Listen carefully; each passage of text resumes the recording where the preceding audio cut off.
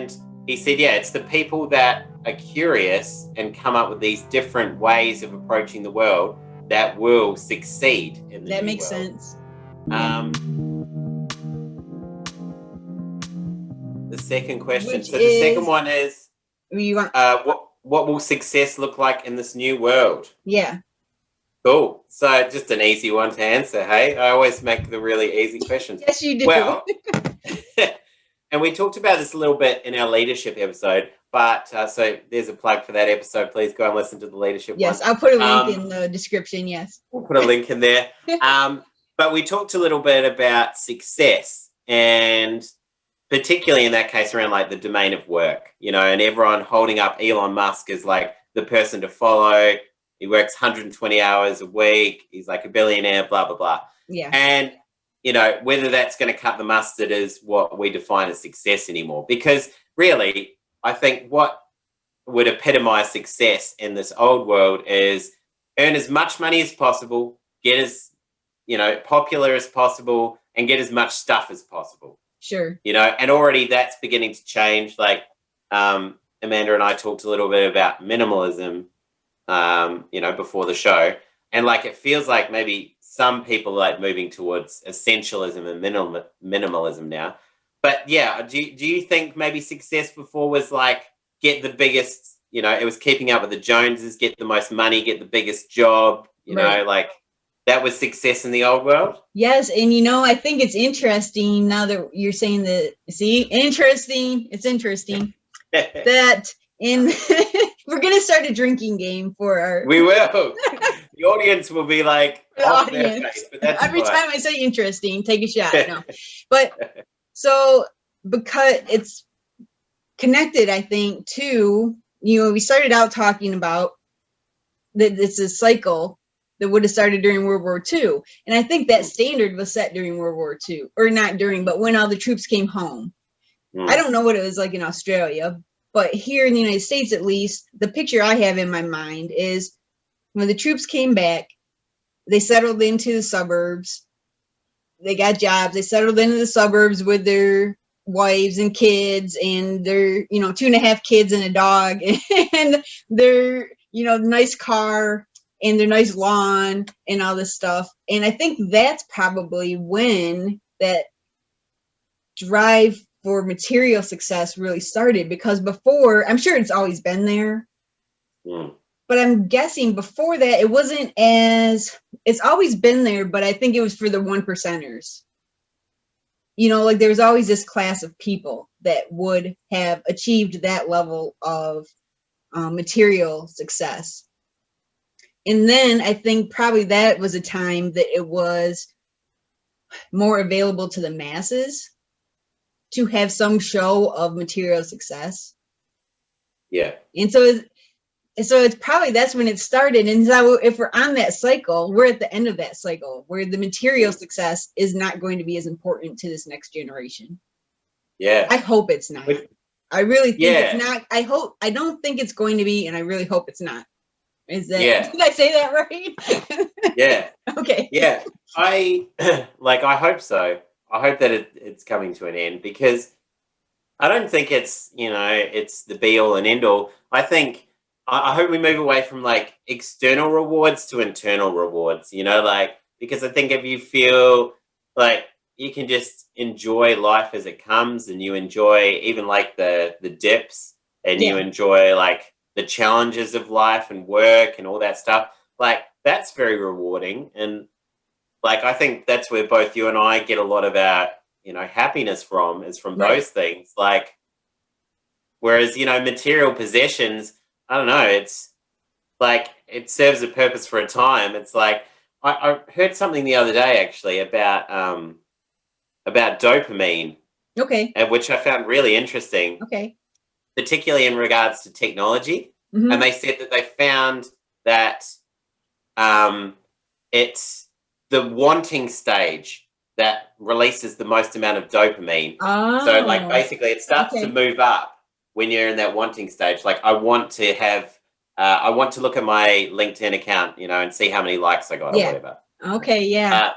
And then it's that wanting where it's like really building, and you're like, I need to satiate that. then when you actually click on LinkedIn and you see you've got it, it kind of flattens out and Right. then it comes back down. And then again, you want that dopamine hit. And so I feel like that's the world that we're in as well, is where it's like everyone's just so like keen. I certainly am, and I'm really trying to break the habit, but it's so hard, where I'm just always caught up in that wanting phase of like, you know, expecting something, and then I get it, and then I'm like, I've got it now. So it does tell me it's like, it's the pursuit. It really is like the pursuit of something. It's not getting it, because you get it and then you're like, oh, I've got it. And like, it's, I don't know, it's weird, right? Well, and then the next time you're starting at that base level.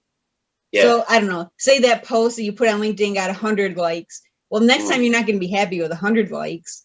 The next time it's going to have to be 150. And then the next time it's going to have to be 200. And so it's not only that you're wanting, but it's that you don't slide back down to zero again. After you get what you want, you don't slide back down to zero. So you always are going to be wanting more. And yeah, it's an easy trap to find yourself in. Now, I mean, that is a good comment.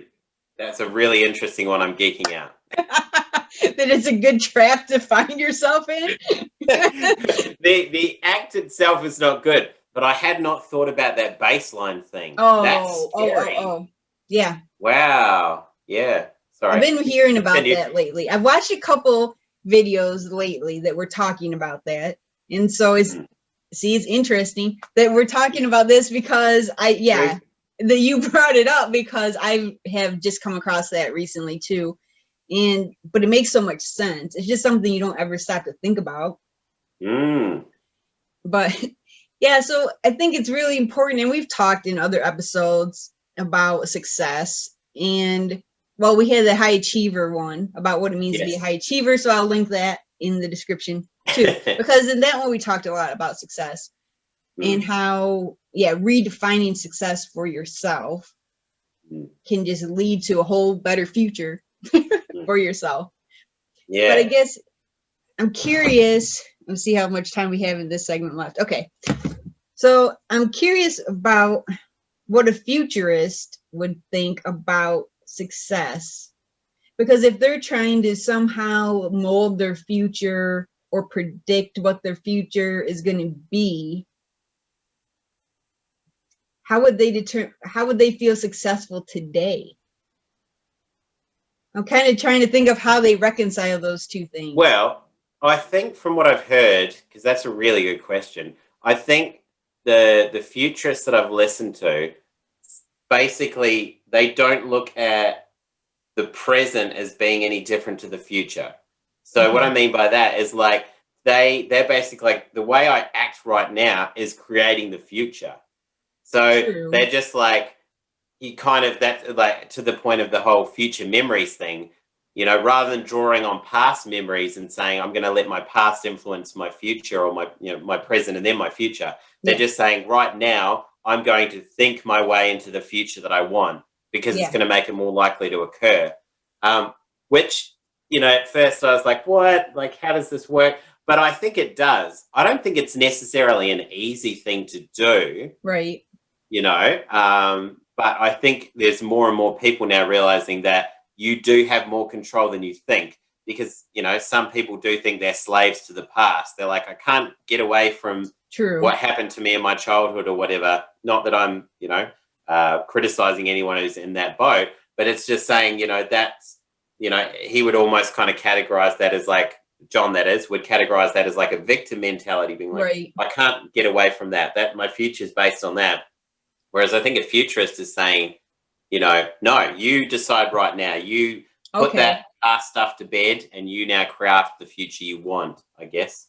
So it's more like, I see what you mean, where you're shifting from your future, thinking that your future is based on your past, to seeing that your future is based on the now.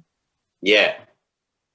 Which kind of works in line with, you know, Eckhart Tolle, doesn't it? You know, I don't know. That's what I was thinking about too, because those in the know also know that we both are fans of Eckhart Tolle. But I don't know, because I think he would say, I think that's the end result of what he preaches, or preaches probably what he promotes, is that by focusing on the now, you will have a better future.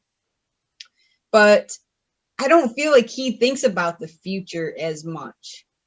No, I think you're right, actually. He'd just talk about the now. He'd be like, no, you've missed my whole point. It's the now. Yeah, but I know it's hard to wrap your brain around it, because you do want to, and that's where I don't know, because you do want to focus on the now, but if you're not focusing on the future too, or like there has to be some balance, because otherwise, what difference does what you're doing now make? Yeah. But again, I guess maybe that's missing the point too, because you're supposed to just be enjoying what you're doing right now and not worrying about how it's going to work out for you in the future. I don't know. That doesn't sound good either, though. It's a tricky one. There has to be a happy mean or a happy medium there somewhere. Well, like, maybe it's, maybe it's, as you say, a happy medium. Like, enjoy the now, whatever the now is, enjoy it, and if you're not enjoying it, that's when you should shift it. And know that it's not only like your enjoyment now, but it's going to continue to influence your future. Sure. But yeah, I guess it is important to remember. I was thinking just then, like, your future's never, like, I guess that's what Tolle says. Your future's never a thing. It's always the now, because, the future's now just this abstract concept. Right. But then basically, when the time clicks over, then it now becomes the now. It's never, you never go, oh, I'm in the future now. Yeah, right. This is where we could get ourselves very confused. Everyone at this point goes, what the hell is this guy talking about? But I guess, so maybe that's the point, is it's going to change your future, which will always be your now. So just enjoy the now. Right. And make sure that it's the best it can be, I guess. Something to that effect. Well, and I guess maybe the point too is, now that we're talking about it more, that you would focus on what success looks like for you in the future. Or not that you're focused on it all the time, though, but you take a time where you sit down and you dedicate some time to figuring that out. Because once you figured that out, you could more effectively use your current time. And you'd be able to make decisions in the now. You'd be able to make decisions in the now because you know where you want to be in the future, or where you're trying to go.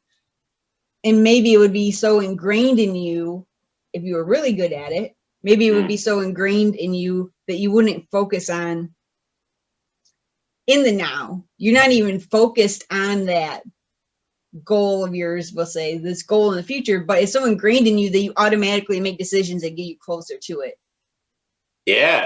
Yeah, that's or you automatically start recognizing opportunities that are going to get you closer to that. So maybe that's more what it's about. It's kind of fashioning this future so that you can make better choices.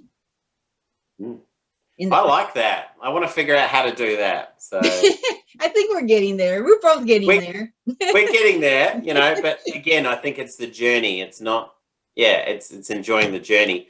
And just to kind of, I suppose, wrap up this point, because one of the things he talks about is the importance of being unique and authentic and being curious. Because he said, in the new world, he said, you're going to need to find what you're curious about and couple that with what you're, what you think can make a difference, what you're good at. So I guess it ties into that ikigai thing, your reason for being and all that. And he said, it's the people that are curious and come up with these different ways of approaching the world that will succeed in the new world. That makes sense. So he talked about like how he couples a whole bunch of things together. So I think, which is the strategy piece and then the futurism piece. And he's like got all these different interests which all intersect, and he then surrounds himself with all these people that complement that kind of way of living, which he said is also a very important thing to do. And he said that is his differentiator, like that's, they can say it's only him that kind of brings that offering. Because he said, the people that kind of go, I'm just going to go down the normal path. And he said, you know, how many doctors out there, how many engineers out there, how many, you know, whatever it may be. He said, those people, there's so many of them. You need to find how you can maybe take that and bring your curiosity to it, which I thought was interesting. Yes. Cheers. No. Yeah, because those are you're right. And I don't know, that's always been true, I suppose, but those are the people who succeed, the people who can take something and just put a little spin on it to make it a little different. No, that's great. Yeah, I like that. Yeah, so it's an interesting thing. I think people have got to think about the curiosity was the big word he used in there. Just get really curious.